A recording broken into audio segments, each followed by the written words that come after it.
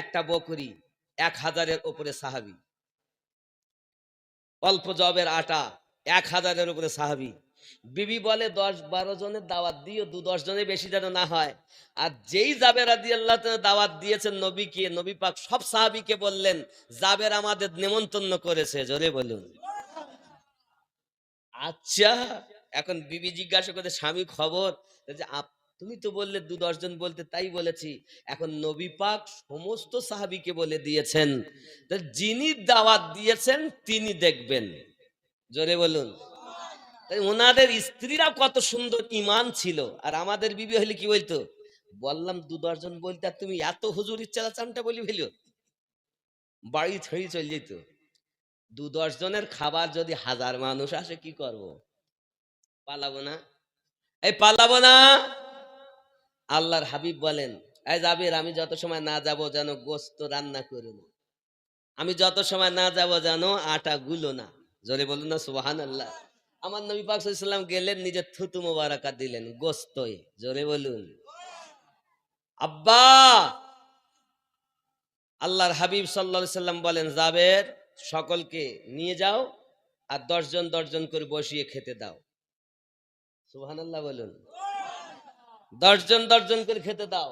সব সাহাবীদের খাওয়ানো হয়ে গেছে, তো মাল বেরিয়ে যাচ্ছে, মাল বেরিয়েই যাচ্ছে, জোরে বলুন। এখানে একটা ঘটনা মনে পড়ল। আমার গৌসে পাক আব্দুল কাদের জিলানী গিলানী রাদিয়াল্লাহু তাআলা আনহুর কাছে একজন গরিব মানুষ গেছেন, হুজুর আমি খুব গরিব মানুষ, খাওয়া হয় না, 2-4 দিন অনাহারে থাকি। হুজুর কি করলেন? বলে, বাবা আমি যেটা দিচ্ছি এটা তুমি বাড়িতে একটা পাত্রে রাখবা, খবরদার যেন খুলে দেখো না, তোমার প্রয়োজন মতো বার করবা খাবা, বার করবা খাবা। এখন অল্প আটা, গম দিয়েছেন, গম নিয়ে চলে গেছেন। নিয়ে বাড়িতে সে মাটির, আগে মেটে হতো না, মাটির মেটে চাল চাল রাখার জন্য তলার দিক থেকে একটু ছিদ্র থাকতো। আর মুর্শিদাবাদের দিকে কি বলে, কুঠি করে, মাটির কুঠি, এরকম বড় বড় মোটা মোটা আমি দেখেছি মুর্শিদাবাদের দিকে, এক এক দিকে এখন আবার ড্রাম বেরিয়েছে। আগে কিন্তু মাটির পাত্র ছিল, ছিল না বাবা? বুঝতে পারছেন তো আমার কথা নাকি? এখন এরকম পাত্রে মুখ কাপড় দিয়ে আটা ওই তলা দিয়ে বার করে। তো বাবা এক টানা 12 বছর খেয়েছে, যখন দরকার বার করে, যখন দরকার বার করে। বিবি বলতেছে, আনলো এত কটা গম, আজ 1 না 2 না 12 বছর খাচ্ছি, যতই বের করি ফুরোয় না, ব্যাপারটা কি? সুবহানাল্লাহ বলুন। আপনি কি মনে করেছেন নবী আমাদের মতো, আল্লাহর ওলি আমাদের মতো? যারা পৃথিবীর জমিনে বলে এরা আমার নবীকেও চিনিনি, আল্লাহর ওলিদেরকেও চিনিনি, তার জীবন আর পশুর জীবন এক। আল্লাহ আমাদেরকে এত ভালোবেসেছেন যে আহলে সুন্নাতুল জামাতের ঘরে জন্ম দিয়েছেন। আমরা ওলি আল্লাহ ভালোবাসি, আমরা রাসূলুল্লাহ ভালোবাসি, আমরা সব নবীদেরকে প্রেম করে, আল্লাহর কালামুল্লাহকে প্রেম করে, ওলি আল্লাহকে প্রেম করে ঈমানটুকু নিয়ে যেতে পারবো, এটা আমাদের বিশ্বাস। আমরা কি ওয়াহাবি? আমরা কি জামাতি? আমরা কি কাদিয়ানি? আমরা কি লামোঝাবি? আমরা কি খারিজি? আমরা কি রাফজি? আমরা কি সুন্নি? আমরা কি? কথা বুঝতেছেন? আমি আমি গুনাহগার, খাকসার।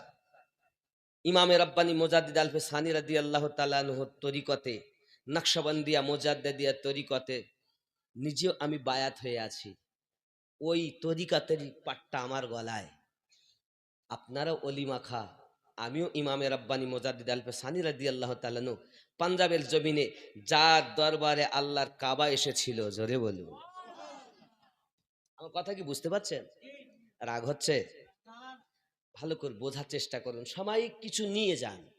তাহলে প্রিয় নবী সাল্লাল্লাহু আলাইহি ওয়াসাল্লামের থুতু মোবারকার বরকত, গজ পাক দিয়েছেন, 12 বছরে ফুরায়নি। বিবি বলে, আজ তো স্বামী বাড়ি নেই, তো অন্তত খুলে দেখি। এখন ওই মেটে, মাটির পাত্র মেটে বলে, মেটের মুখটা খুলে দেখে যতটা এনেছিল ততটাই গম আছে। জোরে বলে। এখন অল্প গম, দু একদিনের মধ্যে ফুরিয়ে গেছে। এখন স্বামীকে বলছে, হ্যাঁ গো, সে গম তো শেষ। গম শেষ মানে? গম শেষ মানে তুমি নিশ্চিত কোনো বিয়াদবি করেছো? হ্যাঁ, আমি বিয়াদবি করে ফেলেছিলাম, কারণ এতদিন ধরে খাই, মোটে ফুরোয় না, এ নিয়ে দিলে আমার সামনে এতটা রাখলাম, মুখ খোলা নিষেধ, 12 বছর খুলি নে, তলা দিয়ে বার করি, পিসাই করি, খাওয়া দাওয়া করি, পিসাই করি, রুটি তৈরি করি, খাওয়া দাওয়া করি, ফুরোয় না। তা আজ মনে হইলো যে এই কটা এনে দিল, খুলতে নিষেধ করে, আজ খুলেই দেখি। তা আমি খুলেছিলাম গত পরশুদিন। কি সর্বনাশ করেছো তুমি! ছুটে চললেন হুজুর গস পাকের দরবার। হুজুর উপায়? গস পাক বলেন, বাবা, তোমার বিবি যদি বিয়াদবি না করতো, হুকুম যদি আমার অমান্য না করতো, তোমার যত জীবন তোমরা খেতে ফুরাতো না, তোমার সন্তান খেতে ফুরাতো না, এমন বংশের পর বংশ কিয়ামত অবধি ওই খাবার খেতে ফুরাতো না। কোথায় আল্লাহর ওলির দেওয়া, কোথায় রসুল্লাহর দেওয়া এক? হ্যাঁ, আসলে আমরা বুঝতে পারিনি। আব্বা, এখন রসুল করিম সাল্লাম খাওয়ার হুকুম দিলেন, খেয়ে নিলেন। রুটিও কম নাই, গোস্তও কম নাই। সবাই এত সুন্দর টেস্ট, সবাই হুজুর এত সুন্দর টেস্ট, কি করে হলো? আমিনউদ্দিন থুতু দিলে কুত্তাই খাবে না, আর রাহমাতুল্লিল আলামিন থুতু মোবারকা দিলে খাবারে বরকত হবে, কমতি হবে না। ঠিক কিনা বলেন? শুধু কি এতটুকু? রাসূল করিম সাল্লাল্লাহু আলাইহি ওয়াসাল্লাম হযরত আবু বকর রাদিয়াল্লাহু তাআলা পায়ে সাপ কামড় মেরেছে, নবী পাক সাল্লাল্লাহু আলাইহি ওয়াসাল্লাম থুতু মোবারকা দিলেন, সাপের বেদনা সঙ্গে সঙ্গে ভালো হয়ে গেল। বদরের যুদ্ধে আপনার আমার নবী সাল্লাল্লাহু আলাইহি সাল্লামের দরবারে একজন সাহাবী এসে হাজির হয়ে গেছে, চোখ তীর লেগে বেরিয়ে গেছে, এক হাতে চোখ, ছুটে চলেছেন কোথায়? নবী পাকের কাছে। হুজুর কি হবে? আমার নবী পাক বলেন, কি চাও? তাহলে হুজুর চোখ চাই। তাহলে তুমি যদি ধৈর্য ধরো তোমার জন্য জান্নাত। সাহাবী রাসূল বলেন, হুজুর চোখ চাই আমার জন্য, আর জান্নাত চাই আপনি বলেছেন আপনার জন্য। চোখও দিতে হবে, জান্নাতও। জোরে বলুন। রাসূল করিম সাল্লাল্লাহু আলাইহি সাল্লাম নিজের থুতু মোবারকা চোখটাকে নিলেন আর চোখের জায়গায় বসিয়ে দিলেন, নিজের একটু থুতু মোবারকা লাগিয়ে দিলেন। সাহাবী রাসূল বলেন, দেখি বোঝা যায় না কোন চোখে তীর লেগেছে। আমাদের নবী পাকের থুতু মোবারকা সমস্ত রোগের শেফা। আমিনউদ্দিনের থুতু আর আমাদের নবী পাকের থুতু মোবারক।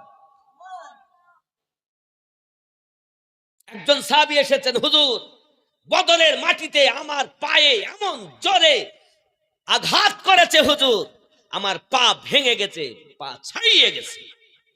রাসূল করিম সাল্লাল্লাহু আলাইহি ওয়াসাল্লাম নিজে থুতু মোবারকা নিলেন আর ওই পায়ে আপনার রাসূল পাক পাটা লাগিয়ে দিলেন, সঙ্গে সঙ্গে পার জোয়া লেগে গেল, বেরিয়েছেন। হুজুর কি হবে? তা আমার রাসূল পাক বলেন, তুমি দাঁড়াও। তো দাঁড়িয়ে গেছে, দৌড় মারতেছে, পা যে ভেঙেছে বোঝাই যায় না। জোরে বলুন। নবী পাকের থুতু মোবারকা। জোরে বলুন। একজন সাহাবী এসে বদরের মাটিতে হাজির, ইয়া রাসূলুল্লাহ আমার তলোয়ার ভেঙে গেছে হুজুর। তলোয়ারের হাত নাই, ভোতা তলোয়ার। নবী পাক একটা ছিল ওখানে খেজুরের ডাল, এটাই নিয়ে যাও। এখন ওই খেজুরের ডাল নিয়ে যুদ্ধের ময়দানে যুদ্ধ করছে, খেজুরের ডাল তলোয়ারের কাজ করতেছে। আপনি কি মনে করেছেন নবী আমাদের মতো? যারা বলে এদের ব্রেনে ওই পোকা সার পোকা যে কত লেগেছে আল্লাহ ভালো জানে। কথা বুঝতে পারছেন? রাসূল করিম সাল্লাল্লাহু আলাইহি ওয়াসাল্লামের থুতু মোবারক, নাকি বলেন? আমার জওয়ান যুবক সোনা মানিকেরা, নবী দো জাহান সাল্লাল্লাহু আলাইহি ওয়াসাল্লামের দরবারে যাইয়া কলেমা পড়ে মুসলমান। আর এই দিকে ওই যে ছোট্ট বালক কলেমা আপনার কিনা রাসূলের আশিক হয়েছে, শেষ ইচ্ছা নবীর জিয়ারত করবে। জোরে বলুন। পিতার আগে তো গর্জন মারে, কিন্তু উপায় নাই, একটি ছেলে, তার শেষ আশা পূর্ণ করা লাগবে। মনে আছে না ঘটনাটা? মনে আছে? সঙ্গে সঙ্গে পিতা রাসূলে পাকের দরবারে পৌঁছে আপনার খবর দিচ্ছেন, ইয়া রাসূলুল্লাহ, ইয়া হাবিবাল্লাহ, আপনার একজন ছোট্ট আশিক আমার বাড়ি মরণপূর্ণ, আর বাঁচবে না। তার চোখ বন্ধ হয়ে যায়, খুলে রাখতে পারে না, খাওয়া দাওয়া করে না, উঠে বসতে পারে না, পাশ ফিরতে পারে না, বড় অসহায় হয়ে গেছে। প্রিয় নবী সাল্লাল্লাহু আলাইহি ওয়াসাল্লাম সাহাবায়ে কেরাম দিগকে নিয়ে সেই ইহুদির বাড়িতে হাজির দিয়েছেন। হে যুবকেরা আমার, সঙ্গে সঙ্গে পিতা যাইয়া বলছে, বেটা রে, দেখো কে এসেছে, যার আশিক তুমি, তিনি আজ তোমার কাছে এসে গেছে। বেটা চোখটা খুলে আমার নবীজিকে দেখে, জোরে কন্যা সুবহানাল্লাহ, যেন মরা দেহে জীবন ফিরে পেয়েছে। এই জওয়ান যুবকেরা, এমনি করে আপনার ছেলেটা আমার নবীজিকে দেখে আর বলছেন, ইয়া রাসূলুল্লাহ, ইয়া হাবিবাল্লাহ, আমার উপায় কি হবে? আমার আপনার নবী পাক বলেন, চিন্তার কোনো কারণ নাই, চিন্তার কোনো কারণ নাই। ইয়া রাসূলুল্লাহ, ইয়া হাবিবাল্লাহ, আমার এখন উপায় কি? আয় আমার ছোট্ট আশিক, তুমি কলেমা পড়ে নাও। আমার নবী পাকের কাছে কলেমা পড়ে নিলেন, আশহাদু আল্লাহ ইলাহা ইল্লাল্লাহু ওয়া আশহাদু আন্না মুহাম্মাদান আবদুহু ওয়া রাসূলুহু। কলেমা পড়ে নিলেন। আপনার আমার নবী বলেন, আমার ছোট্ট আশিক, এই দুনিয়া থেকে কবর, কবর থেকে হাসর, হাসর থেকে জান্নাত পর্যন্ত আমি নবী তোমার গ্যারান্টি নিলাম। যুবকরি কলেমা পড়ে নেওয়া আর দুনিয়া থেকে ইন্তেকাল করা। ওই ছোট্ট সাহাবী বলেছিলেন, হুজুর, আমার তো এক ওয়াক্ত নামাজ নাই, আমার তো রোজা নাই, আমার তো যাকাত নাই, আমার তো কোনো এমন আমল নাই গো হুজুর, তবে শুধু আপনার ভালোবাসা আমার অন্তরে আছে। প্রিয় নবী সাল্লাল্লাহু আলাইহি সাল্লাম বলেন, চিন্তার কারণ নাই, আমার ভালোবাসা যে অন্তরে, সেই অন্তর জান্নাতি অন্তর। কলেমা পড়াও সারাও, ছেলেটা ইন্তেকাল করা সারাও। যেই না ইন্তেকাল হয়ে গেল বাবা, সঙ্গে সঙ্গে আমার নবী চলে যাচ্ছেন। এখন ওই ছেলেটার পিতা বলছেন, ইয়া রাসূলুল্লাহ, ইয়া হাবিবাল্লাহ, আমার ছেলে তো এখন আমার নাই, কলেমা পড়ে মুসলমান হয়ে গেছে, হুজুর এখন আপনি সঙ্গে নিয়ে যান। আমার নবী পাক সাল্লাল্লাহু আলাইহি সাল্লাম ছোট্ট আশিকের লাশ মোবারক আমার আপনার নবী সাহাবী কেরামকে নিয়ে আপনার নিয়ে আসলেন মদিনাতুল মুনাওয়ারায়, মসজিদ নববীর কাছে। তার গোসল করানো হলো, কাফন পরানো হলো। নবী আমার বলেন, সাহাবীরা, আমার ছোট্ট আশিকের জানাজাও, আমার ছোট্ট প্রেমিকের জানাজাটাও ধুমধাম করে বার করতে হবে। মদিনার অলিতে গলিতে আমার আপনার নবী সাল্লাল্লাহু আলাইহি সাল্লামের ছোট্ট আশিকের জানাজাটাও আপনার ঘোরানো হয়। আর বলা হয়, মদিনাবাসী চাইয়া দেখো না, এটা অন্য কোন বালক না, এর বয়সটা 7 থেকে 8 বছর বয়স, অন্য কেউ নয়, এটা হলো ছোট্ট আশিক, আমার নবীর ছোট্ট বাল্য বয়সে আশিক। এ যুবক বাচ্চারাও, ও আমার ছোট্ট শিশু বাচ্চারাও, যারা আমার নবীর আজ মিলাদ মাহফিলে উপস্থিত হয়েছে, বাবু একটু কান খুলে শুনে নাও। ছোট্ট আশিক আমার নবী প্রেমিক, এ বাবাজি আমার, মদিনার অলি গলিতে যখন আপনার ঘোরানো হয়, ধুমধাম করে ঘোরানো হয়, বড় আপনার জাকজমক করে আপনার ঘোরানো হয়। আব্বাজি আমার, জান্নাতুল বাকিতে আপনার কিনা তার দাফনের ব্যবস্থা করা হয়। এই জওয়ান যুবকেরা, প্রিয় নবী সাল্লাল্লাহু আলাইহি ওয়াসাল্লাম নিজ হাত মোবারকায় ওই ছোট্ট সাহাবীর লাশ কবর মোবারকায় নামিয়েছেন। জোরে বলুন। নিজে হাত মোবারকায় নামিয়েছেন, নিজে হাতে তার বন্ধনগুলো খুলে দিচ্ছেন। এই জওয়ান যুবকেরা, আল্লাহর হাবিব সাল্লাল্লাহু আলাইহি ওয়াসাল্লাম বারবার নিজের পাসিনা মোবারকা মুছতেছেন। এমন সময়তে আপনার কিনা দেখা গেল পাসিনা যখন মোছা হয়, সাহাবী রাসূলেরা বলতেছেন, ইয়া রাসূলুল্লাহ, ইয়া হাবিবাল্লাহ, হুজুর আপনি এমন করে ঘাম কেন মুছতেছেন? সঙ্গে সঙ্গে বলতেছেন, আয় আমার সাহাবায়ে কেরাম, আমার ছোট্ট আশিকের জন্য জান্নাতের হুর গেলে মানেরাও ব্যতিব্যস্ত হয়ে আছে, তারা তাকে আপনার সম্বোধন করার জন্য আজ এত ফেরেশতা আপনার হুর গেলে মান উপস্থিত হয়েছে। আমি নবী পাক ডিঙি মেরে মেরে চলি, আমার পাসিনা চলে আছে।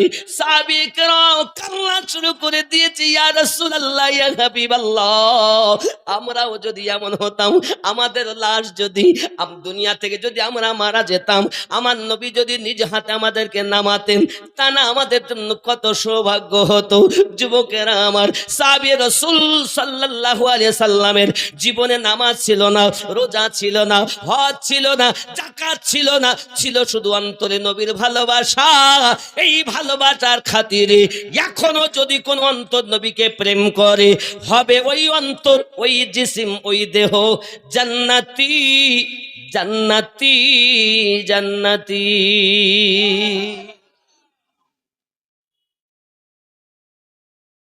নাকি যেখানেই থাকেন জীবনের থেকে বেশি রসুলে পাককে প্রেম করেন। কাকে প্রেম করবেন? নবীকে। নবীকে।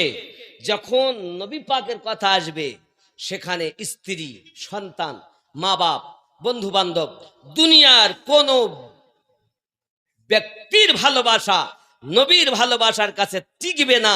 সব কুরবান হবে, আমার নবীর ভালোবাসা আগে হবে। ঠিক আছেন না? রাজি আছেন তো নাকি আব্বাজি আমার? এজন্য আপনাদের কাছে আমি অনুরোধ করব, যেখানেই থাকেন প্রেমিক হয়ে থাকেন, এহ জগতেও লাভ হবে, পর জগতেও লাভ হবে। আল্লাহুম্মা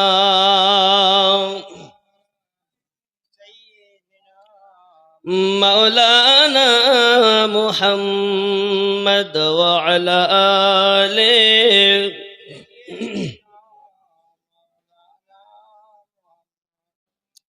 वो दिन भी तो आएगा, वो रात भी आएगी,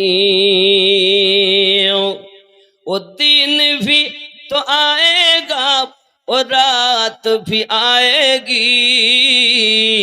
दिन गुजरे मक्के में और रात मदीने में।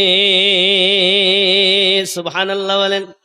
रोज़े पे गाहो रहमत की सदाएं हो, रोज़े पे निगाहें हो रहमत की सदाएं हो। ऐ काश वो आ जाए लम्हात मदीने में, वो दिन भी आएगा, वो रात भी आएगी। दिन गुजरे मक्के में और रात मदीने में। जी मत रोक मुझे, मुझे जाहिद बेताब हूँ सजदे को। मत रोको मुझे जाहिद बेताब हूँ सजदे को।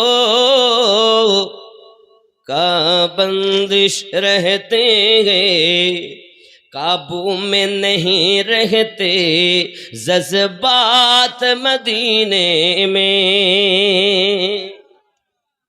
মদিনায় যখন যাবেন মনে হবে জানো সেজদা করে ফেলি, সেজদা করে ফেলি, তিনি তো সব। কিন্তু আল্লাহ পাক বলেন না, এটাই তোমরা থামো, আমি আল্লাহ ছাড়া কাউকে সেজদা করা যাবে না।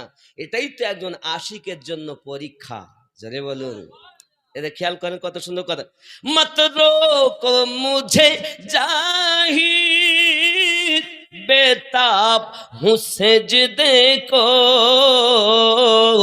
काबू में नहीं रहते जज्बात मदीने में, काबू में नहीं रहते जज्बात मदीने में।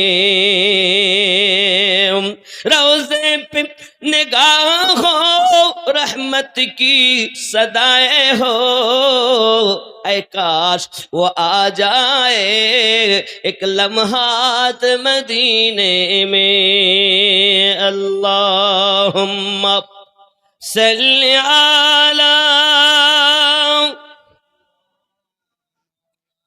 मौलाना मुहम्मद व अला आलि सय्यिदिना।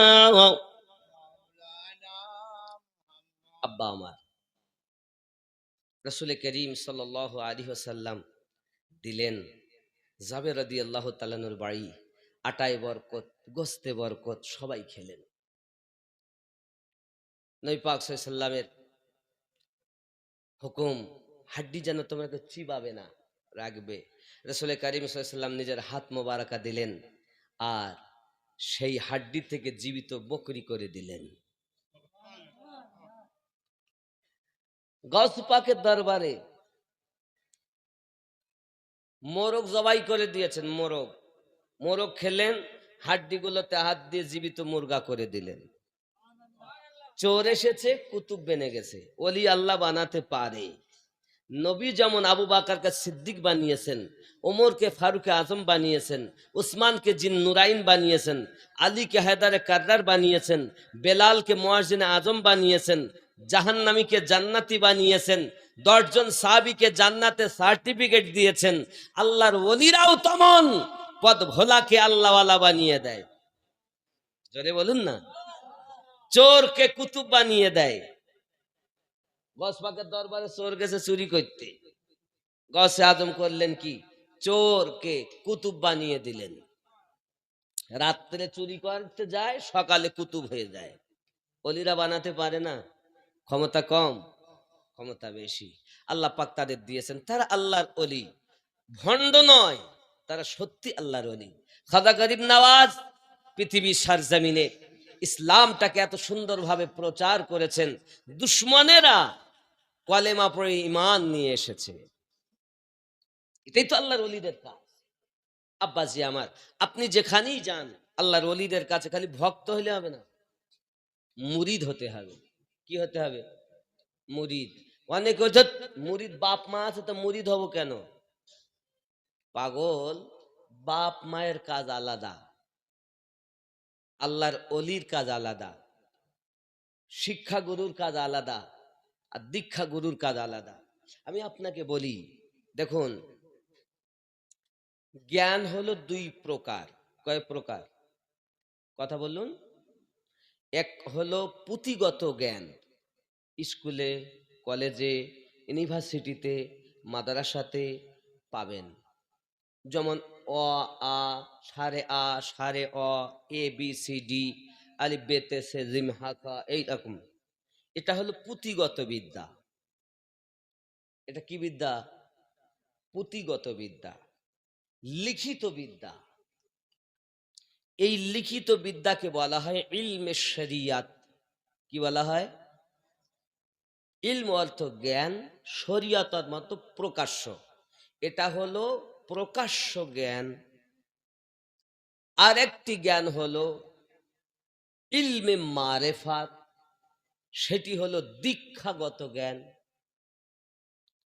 দীক্ষা, যেমন অমুসলিমেরা বলেন দীক্ষা লাও। শুনেছেন? অনেক আছে না আপনাদের আশেপাশে, তো দাদা দিদিরা আছেন নাকি, দেখবেন অনেক অমুসলিমেরা বলে দীক্ষা লাও। বাবা কেন? তাদের দীক্ষা না নিলে কিছু হবে না। কি হবে? তাদের গুরু ধরতে হবে। আমরা বলি মুরিদ হও, ওরা বলে দীক্ষা লাও। আমরা বলি পীর ধরো, ওরা বলে গুরু ধরো, বলে না? একটা অমুসলিম ঘরের ছেলে হয়ে বুঝে নিল গুরু ধরতে হবে, আর এ বলতেছে গুরু ধরতে হবে না। আচ্ছা, গুরু ধরা কি? আল্লাহ পাক বলেছেন সূরা কাহাফের 17 নম্বর আয়াতে। কত নাম্বার আয়াত? 17 নাম্বার। কি বলেছেন দেখুন, আমি বলিনি, বলো। বিসমিল্লাহির রহমানির রহিম। মান ইয়াহদিল্লাহু ফাহুয়াল মুহতাদি ওয়া মান ইউদ্লিল ফাউলাইকা হুমুল মান ইয়াহদিল্লাহু ফাহুয়াল মুহতাদি। আমি আল্লাহ যারা হেদায়েত দান করি তারা হেদায়েত প্রাপ্ত হয়। ওয়া মান ইউদ্লিল, আমি আল্লাহ যাদের পথভ্রষ্ট করি, ফালান তাজিদা লাহু ওয়ালিয়াম মুরশিদা। খুব ভালো করে বুঝবেন, আমি আল্লাহ যাদের হেদায়েত দান করি তারা হেদায়েত প্রাপ্ত হয়, আর আমি আল্লাহ যাদের পথভ্রষ্ট করি তারা পথ প্রদর্শক আউলিয়াকে বন্ধু রূপে পাবে না। জোরে বলুন সুবহানাল্লাহ। দেখুন, আমি আয়াতে এইটা আমি আয়াতটা পড়লাম, এর মানে আমি করিনি, খেয়াল করুন।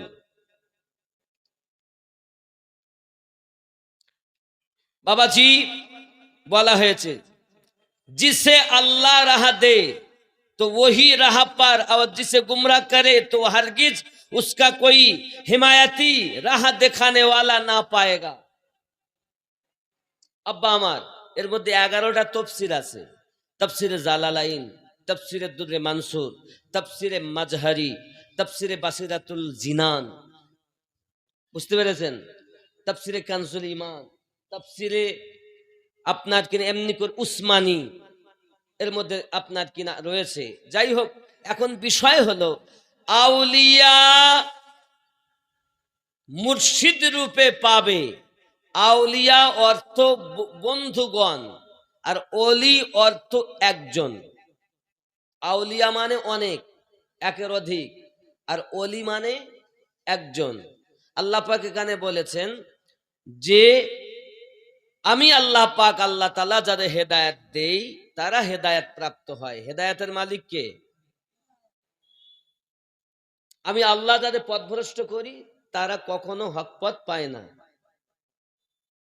ফালান তাজিদা লাহু ওয়ালিয়াম মুরশিদা, পথ প্রদর্শক আউলিয়াকে বন্ধু রূপে পাবে না। তাহলে মুর্শিদ আল্লাহ বলেছেন, আমরা পীর বলি, পীর হলো পার্সি কথা। আল্লাহ পাক কখনো মুর্শিদ বলেছেন, কখনো আউলিয়া বলেছেন, কখনো সালেহীন বলেছেন, কখনো সিদ্দিকিন বলেছেন। জোরে বলুন সুবহানাল্লাহ। ব্যাপারটা একই। নামাজের কথা বলো, কোরআন শরীফে নেই। একটা মুফতি আমারে দেখাতে পারবে যে নামাজ পড়তে বলেছে আল্লাহ? আল্লাহ নামাজের কথা বলেন। আল্লাহ বলেছেন সালাত। আল্লাহ কি বলেছেন? এখন কেউ যদি বলে নামাজ নাই, নামাজ নাই, ঠিক ঠিক তদরূপ নামাজ নাই কোরআন শরীফে, ঠিকই। কি আছে? সালাত। সালাতের পার্সি কথা হলো নামাজ। সালাতের পার্সি কথা কি? নামাজ। ঠিক তদরূপ কোরআন শরীফে রোজা রাখো নেই। রোজা হলো পার্সি কথা। কি আছে? সিয়াম, সৌম। রোজা আছে তবে সৌম রূপে, নামাজ আছে সালাত রূপে, নাকি? ঠিক তদরূপ পীর আছে মুর্শিদ রূপে। জোরে বলুন। এখন এরা বলছে পীর নাই, তার মানে কে নাই? পীর থাকবে কেন? এটা পার্সি কথা, আর পার্সি কথা তো থাকবেই না। এখন কেউ যদি বলে, চ্যালেঞ্জ করছে, নামাজ নাই কোরআন শরীফে দেখাতে পারবে না, ঠিক বলেছে। কারণ নামাজ শব্দ তো থাকবেই না, নামাজ তো পার্সি কথা। নামাজ রয়েছে সালাত রূপে, রোজা রয়েছে সিয়াম ও সৌম রূপে, মুর্শিদ ঠিক পীর রয়েছে মুর্শিদ রূপে। জোরে বলুন। এখন যদি যারে বলে চেয়ার, তাকে আবার কি বলে? এ দ্বারা, কথা বুঝতে পেরেছেন? সিংহাসন। কেউ যদি বলে গদি, গদির লোভ মানে চেয়ারের লোভ, নাকি? এত মারামারি কিসের জন্য? গদির লোভ। আব্বা আমাদের ব্রেনটাকে এক শ্রেণীর মানুষ এমন ভাবে ওয়াশ করছে, করে ওলি আল্লাহ থেকে দূরে সরাচ্ছে, নবী থেকে দূরে সরাচ্ছে, সরাচ্ছে না? দোয়া করতে দেবে না, নামাজ পড়তে দেবে না, সব বলে নামাজ পড়ো, মানা নেই। আচ্ছা, আমরা নামাজ তো সবাই পড়ি নাকি? নামাজ পড়েন না? বছরে কেউ 2 বার, ঈদ আর বকরা ঈদ। আবার কেউ আছে সপ্তাহে 1 বার, কেউ 5 বার দৈনন্দিন। তাহাজ্জুদও পড়েন, ইশরাকও পড়েন, আবাবিনও পড়েন, এমনও ব্যক্তি আছে, আছে না নাই? বেনামাজি মানে সে জীবনে পড়ে না, এ তো নামাজ 2 বার হইলেও বছরে যায়, তার মানে এ নামাজি নাকি বলে? 2 বার হইলেও সে তো নামাজি। বেনামাজি যে জীবনে পড়ে না, বেনামাজি নামাজবিহীন, এ 2 বার হলেও যায়, তার মানেও বেনামাজি না নামাজি। তবে এতটুকুই আমি তাকে হাত জোড় করে বলবো যে বাবা আপনি 2 বার পড়ছেন না, আল্লাহ পাক অর্ডার করেছেন তাকে রাজি খুশি করার জন্য। নামাজ পড়লে আল্লাহর কিছু লাভ নাই, আল্লাহর কোনো ক্ষতিও নাই। আমি নামাজ পড়বো আমার জন্য, আপনি নামাজ পড়বেন আপনার জন্য, নাকি? নামাজ পড়লে কি আল্লাহর কোনো লাভ হবে? কথা বলেন তো। মানুষ এখন নামাজ পড়তে যাচ্ছে জান্নাতের আশায়। কিসের আশায়? যে নামাজ পড়লে আল্লাহ বলে জান্নাত দেব, যদি জান্নাত না দেখাই তাহলে তো এরা কেউ যাবে না। এখন যদি বলা যায় নামাজ পড়লে জান্নাত পাবে না, আর আমরা মৌলবি যারা শরিয়াতের জ্ঞান বলছিলাম, এবার একটু মারেফাতের দিকে যাচ্ছি, অসুবিধা আছে? আমরা তখন শরিয়াত দেখাচ্ছি, ফাদখুলি ফি ইবাদি ওয়াদখুলি জান্নাতি, আল্লাহ বলেছেন ইবাদত করলে জান্নাত দিবেন। এখন জান্নাতের আশায় ছুটেছি, এই আল্লাহর ইবাদত করলে আল্লাহ জান্নাত দেবে বলেছে, আমি সেটা নিয়ে এসে নামাজ, এই নামাজ পড়লেই জান্নাত পাবি। এখন আমরা যাচ্ছি নামাজ পড়তে।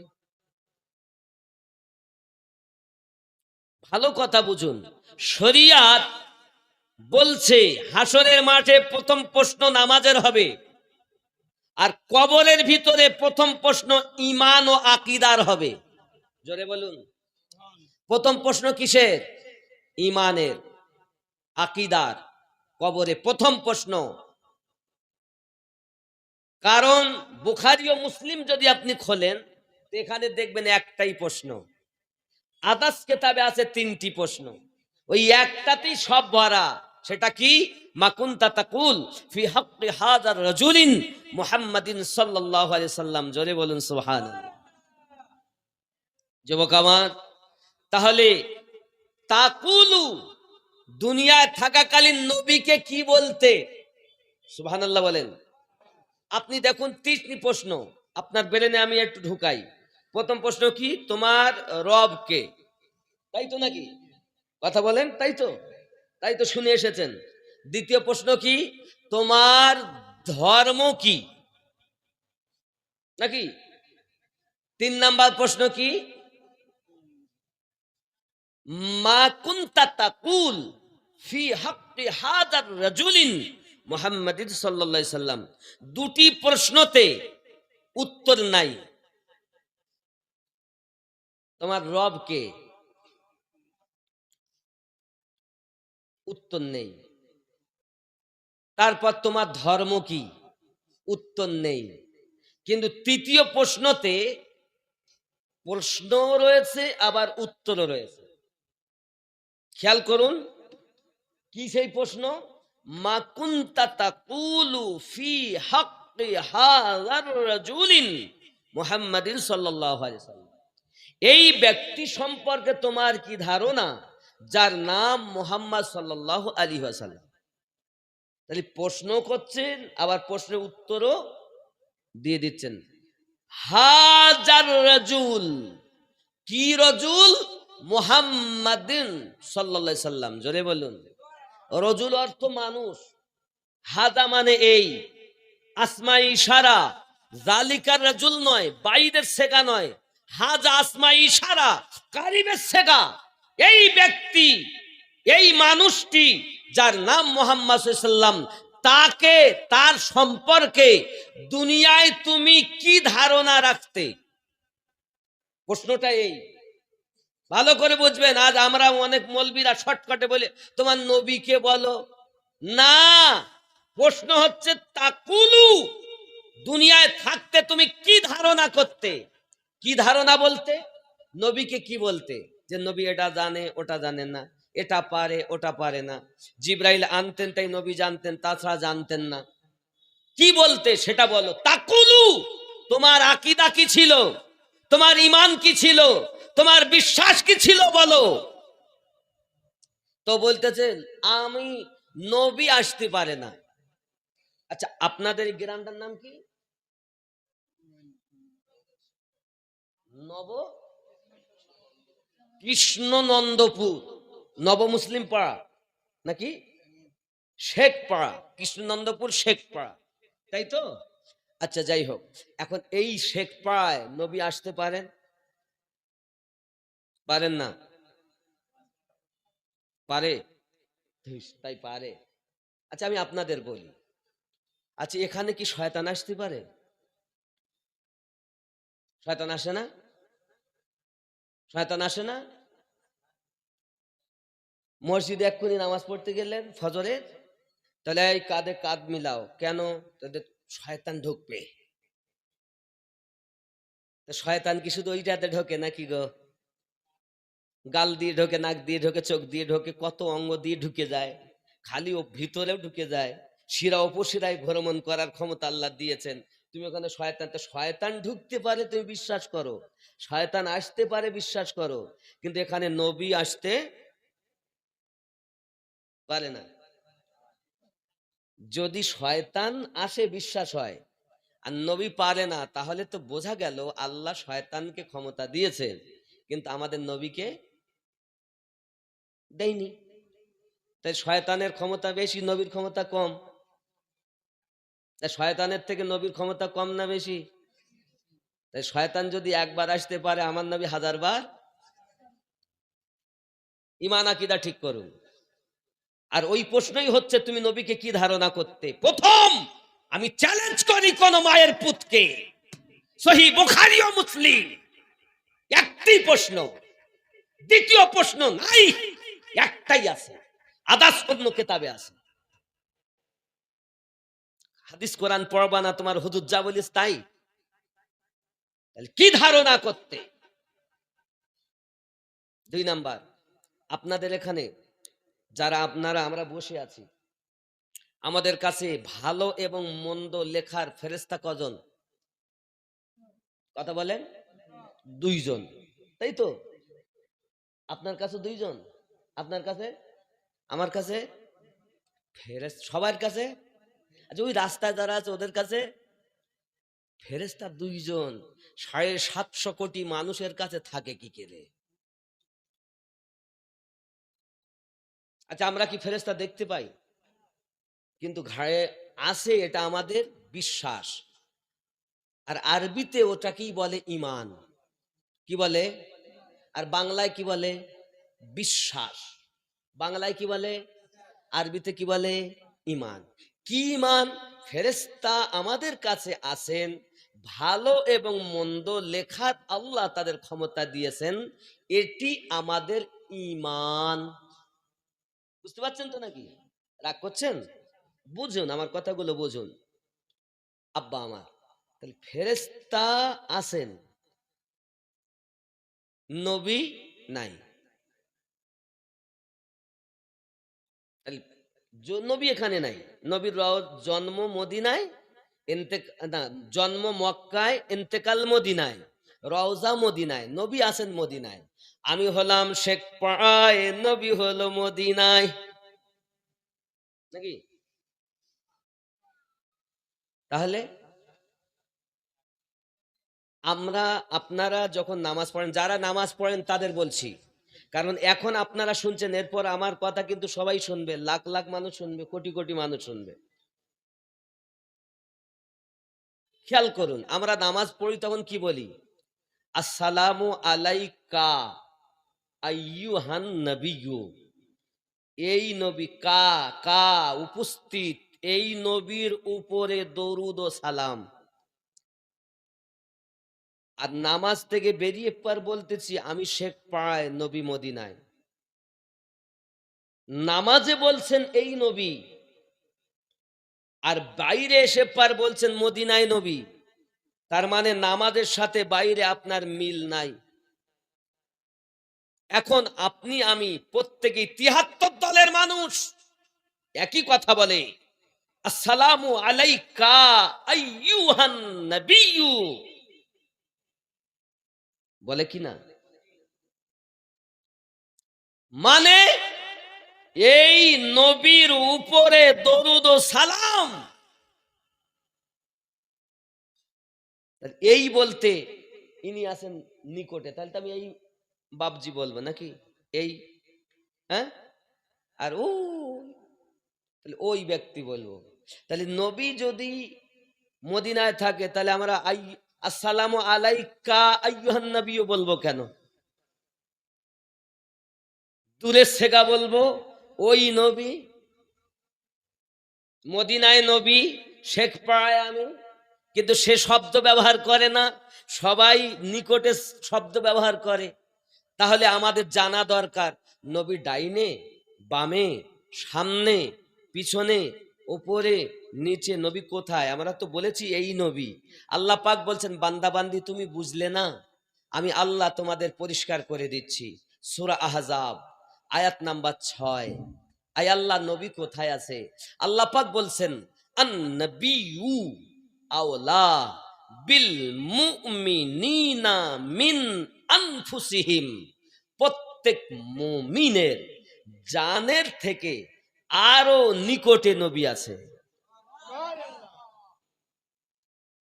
যারা বলে নবী নেই, নবী মদিনায়, আল্লাহর কোরআন সূরা আহজাব 6 নম্বর আয়াত প্রমাণ করে তারা এখনো মুমিন হতে পারেনি। সব মুমিন মুসলমান, কিন্তু সব মুসলমান মুমিন নয়।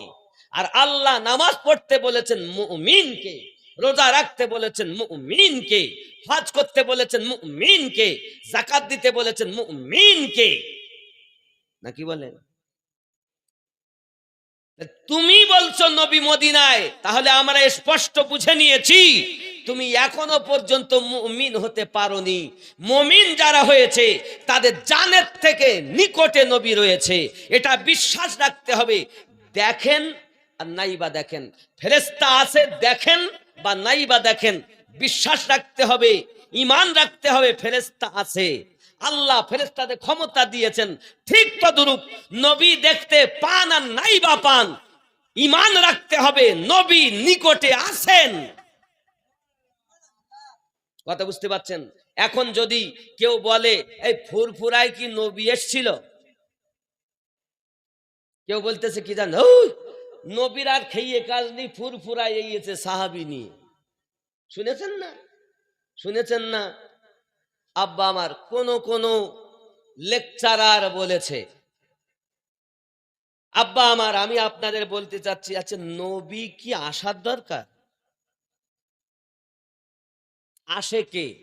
যে থাকে না, আমিনুদ্দিন ছিল না তাই এসেছে, নাকি বলেন? শেখ পাড়ায় আমিনুদ্দিন ছিল, এসেছে, আল্লাহর দয়া হয়েছে এসেছে। নবী তো কোনো সময় যায় না, তা আসবেন কেমন করে? যারা মুমিন তাদের জানের থেকে নিকটে নবীকে আল্লাহ রেখেই দিয়েছেন। তাহলে যারা মুমিন হবে তাদের জানের থেকে নিকটে নবী রয়েছেন, এটাই হলো ঈমান। যারা বলে নবী নাই তারা মুমিন হতে পারেনি। আল্লাহর কোরআন ফয়সালা দিয়েছে, যুবক আমার আসার প্রয়োজন নাই, নবী সব সময় রয়েছেন।